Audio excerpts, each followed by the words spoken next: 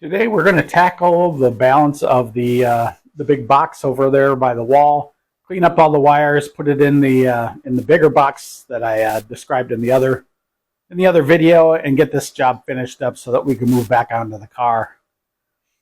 So hang tight and let's get going.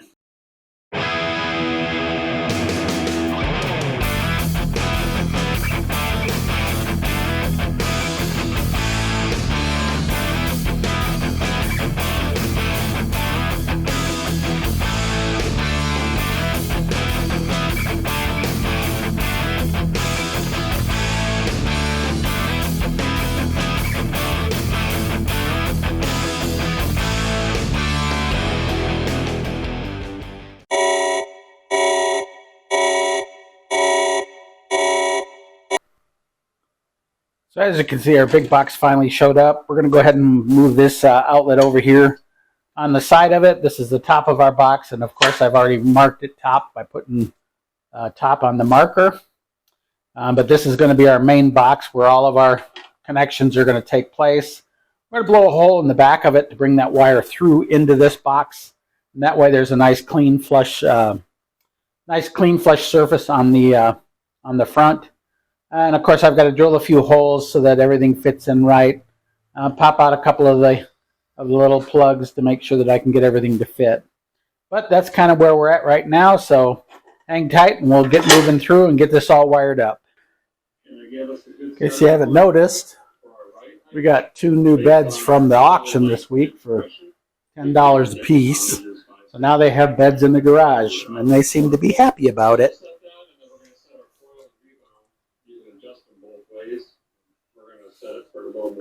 Some super thick wire and insulation, so I always have to cut it with a razor knife.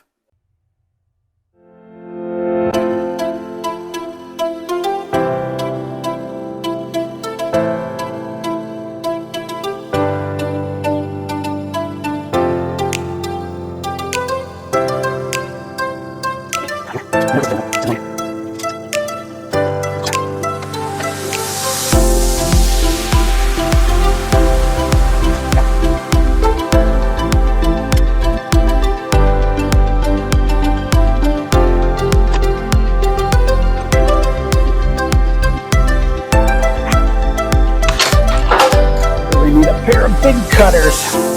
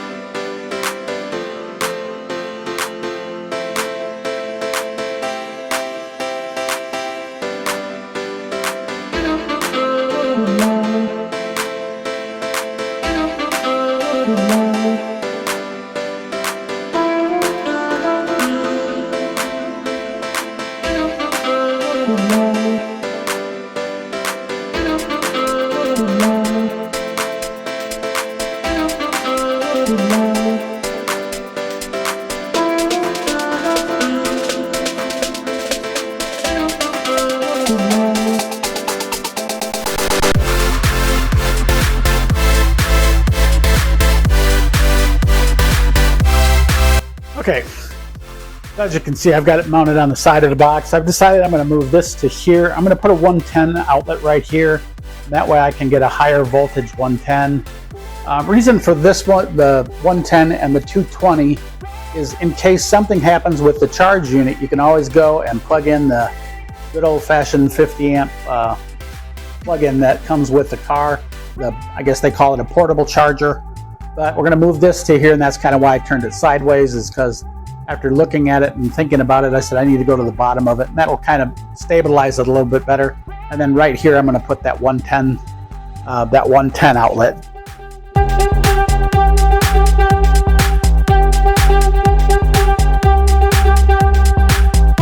My bits. So I want a couple of bolts in or screws into the stud just to make sure that it's secure. I mean, it's pretty secure now, but it doesn't hurt to be a little more secure. Whee! And it goes flying. I probably should have checked its charge first. It is charged up. So I've got a couple of screws I want to put in to line it up with the stud. And that way I know for sure that the sucker's in there good.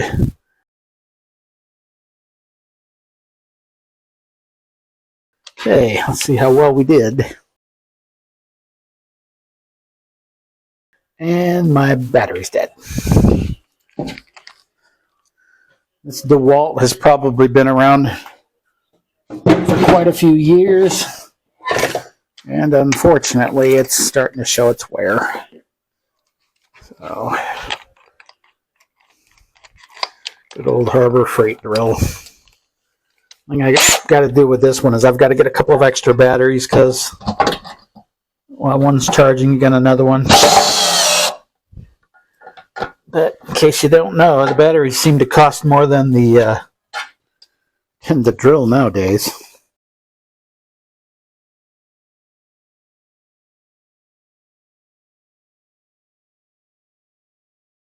Second screw in, and we are done with this. We can start putting some wires together. And voila. Not going anywhere. Okay. Now the reason I'm putting in this one is because if we ever have a problem with the unit, we can always plug in to this one with the regular portable charger. Yep, got my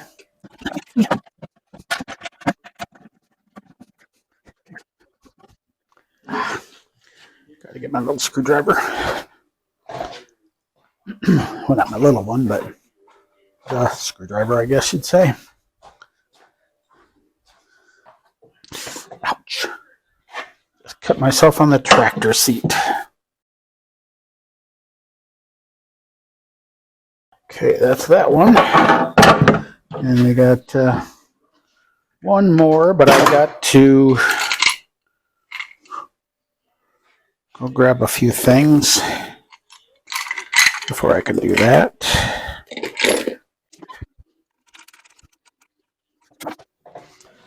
Now, like I said, this one's going to be a 110, and the reason I'm putting in a 110, I got to get some plugs for these, is because I want to be able to run a higher amperage outlet here in case I need it for something. Right now it's just going to be blocked off for the time being.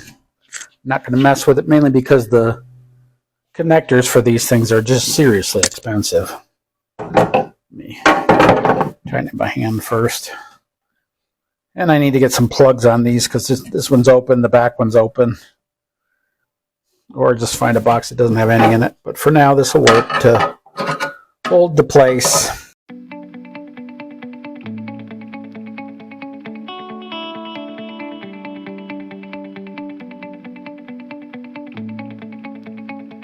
And then we'll just put a plate on that one.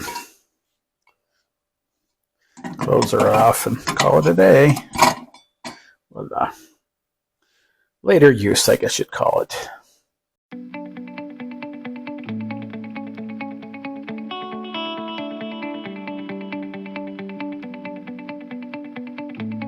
Now, the way it's set up, you've got your outlet here and you've got your hookup outside.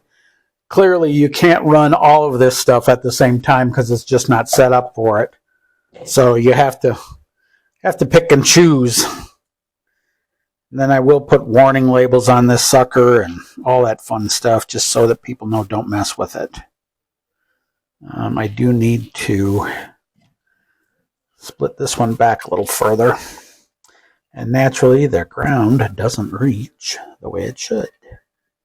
We're going to move these to the side for now. I've got to connector coming that'll allow me to hook everything in. They are expensive. But I guess, you know, if you want to be safe, you got to do it the right way.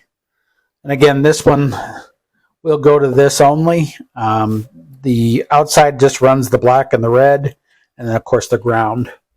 So those are the only ones you got to concern yourself with. And at this time right now, I'm just going to hook up these for the time being until we get those other connectors. But with this big box, it definitely makes life a lot easier.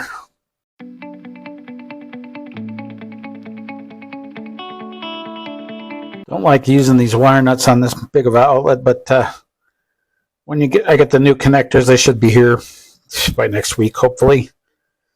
You'll see they're way different and they're way better. You don't have to rely on twisting the wires so hard that they twist up like they're supposed to, but they definitely make life a lot easier. What they do is they're a three-way connector. This slides into it. It's got dielectric grease and everything, and then they've got Allen wrenches that you tighten for each of the lines, and it allows you to run multiple lines. So that's a big plus.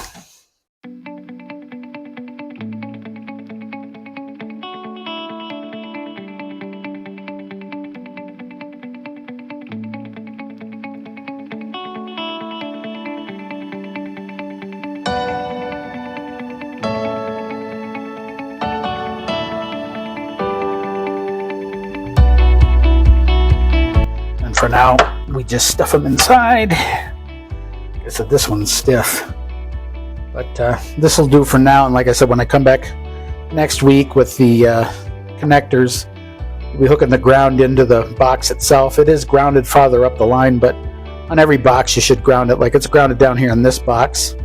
And so once I get the ground for this, I can hook this into the box and everything will have a ground on it. So definitely. And then there is a ground outside on the box, so it's kind of it's pretty grounded. But like I said, I've got to cut this back because this is just, it's too much resistance.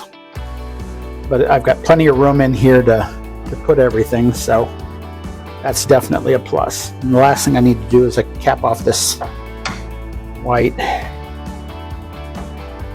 It will be going over here, or going to the 50 amp, but it's not used on this one, which is really weird, but it is what it is. But for now, I'm just going to cap it off and not worry about it until I hook up this. But once again, like I said, I can't do it until I get everything. And I've got to get a faceplate for this one. I've got the outlets already. I've got to get a cap for these two sides. No, for this one. But yeah, go get the cover for this.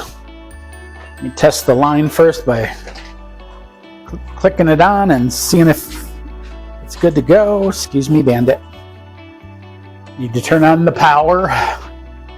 Make sure she doesn't pop a brake or anything. And we got a green light. So we are good there.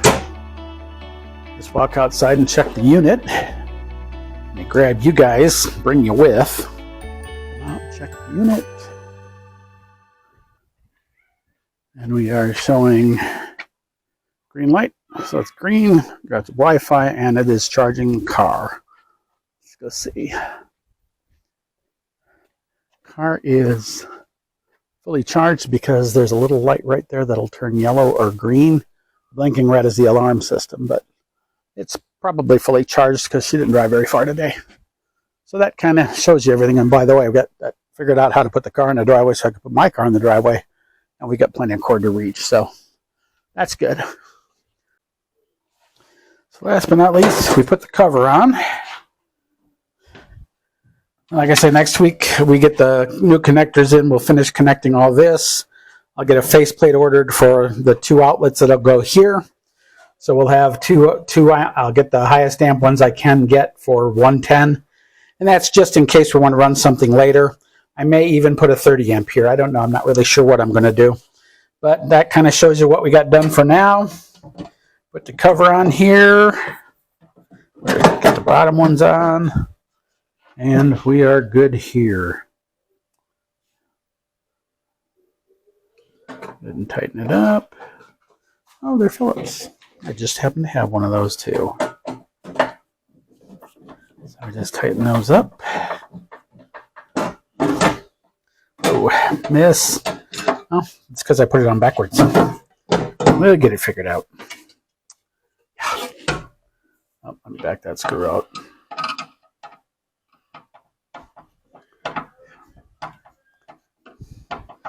My good old standard of having to do everything twice, I guess, catches up to you every once in a while. There's those ones. That one, and that one, and that one, and that one. Voila, we are done.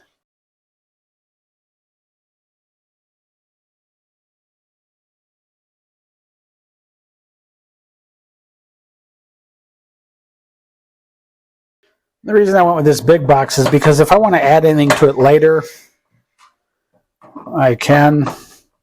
Like say I want to put a breaker or anything, an individual breaker of some kind right here, I can. If I want to put multiple hookups here, I can. I always think in the future, I guess, is the way I was always taught. And there we go. We're all set. With the exception of this not hooked up and this is not hooked up, but that'll happen next week. So with that, that's all there is for today. This is just going to be a really quick, short video for the Thanksgiving Day. Got to do a little bit of cleaning up here. Like I said, I've got my outlets and everything that I need for my other side. I just need to get the receptacle mounts and the plate, and then I'll be good to go there. Like I said, it's one of those things where I might switch that outlet. I'm not sure how I'm going to set it up yet, but I want to be able to use it in case I have to use 110. There is a 110 outlet over there, but it's a very, very low amperage outlet. So I want to order some little bit higher, I think 12 amp outlets, and that way I can expand them a little bit. But that's all I've got for you today. Everybody have a wonderful Thanksgiving, and I will see you in a few days.